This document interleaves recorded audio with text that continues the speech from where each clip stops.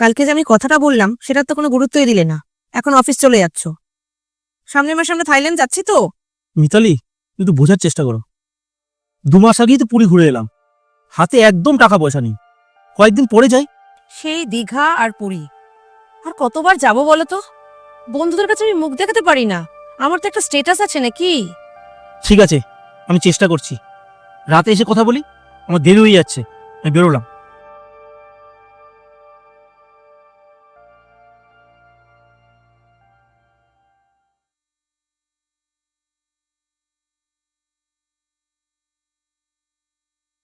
কি রে লক্ষ্মী, তোর আর কতক্ষণ? তাড়াতাড়ি কর, ভাল লাগছে না আর। হ্যাঁ বৌদি, এই তো হয়ে গেছে। আহ, আহ, বৌদি, একটা কথা জিজ্ঞেস করবো? তোমার মনটা খারাপ মনে হচ্ছে, শরীরটাও ঠিক নেই নাকি? আরে না না, তুই তাড়াতাড়ি কর। বলো না বৌদি। আমার কেন যেন তোমাকে দেখে মনে হচ্ছে তোমার আজকে মনটা খারাপ। তুমি কত হাসি খুশি থাকো, আজকে যেন তোমাকে কিরকম একটা লাগছে। কি বলবো বলতো? তো দাদাকে বললাম বিদেশে ঘুরতে নিয়ে যেতে। ও আমাকে সেই দীঘাপুরে নিয়ে গেছিল না, সেই কথা শোনাচ্ছে। ওটাতেই দায় সেরে ফেলছে। এখন বলছে বিদেশে যাওয়ার পয়সাই নেই। দিদি, তুমি পুরী গেছিলে? তুমি জগন্নাথ দেবকে দেখেছো? সমুদ্র দেখেছো? কি রকম দেখতে? গেছি তো। তুই এরকম করছিস কেন? আর এতে তো আনন্দ পড়ে বা কি আছে? আমার যেন দিদি পুরীতে যাওয়ার খুব ইচ্ছে। আমার বাবা যখন বেঁচে ছিল, জগন্নাথ দেবকে দেখার খুব ইচ্ছে ছিল, একটু পুজো দেওয়ারও খুব ইচ্ছে ছিল, কিন্তু তখন পয়সার অভাবে যেতে পারিনি দিদি।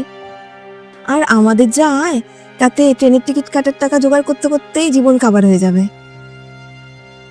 আর সমুদ্র দেখা তো আমাদের মতন গরিবের কাছে আকাশের চাঁদ ছোঁয়ার মতো। ঠিক আছে দিদি, আমি আসছি, কাজ হয়ে গেছে আমার। হ্যাঁ, আচ্ছা ঠিক আছে।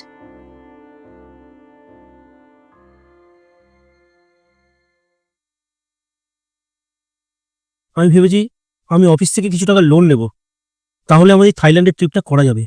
না গো, আমি এমন কোনো স্বপ্ন পূরণ করতে চাই না যে স্বপ্ন পূরণ করার জন্য কারো কাছ থেকে টাকা ধার করতে হবে। আমাকে এবারের মতো ক্ষমা করে দাও। ক্ষমা তুমি কেন চাইছো? ক্ষমা তো আমার চাওয়া উচিত তোমার কাছে। আজ লক্ষ্মীর সাথে কথা বলে বুঝলাম আমি কতটা অকৃতজ্ঞ। মানে? সত্যি, আমরা যা পেয়েছি তো অনেকের কাছেই স্বপ্ন। আমরা যে সমুদ্রে আনন্দ করেছি, এত ভালো একটা সময় কাটিয়েছি, সেই সমুদ্র নিজের চোখে একবার দেখা লক্ষ্মীর কাছে একটা বিলাসিতা। সুখ জিনিসের দামে নয়, মনের তৃপ্তিতে থাকা উচিত। আমার কোথাও যাওয়ার দরকার নেই, আমি যেরকম আছি আমি তাতেই খুশি।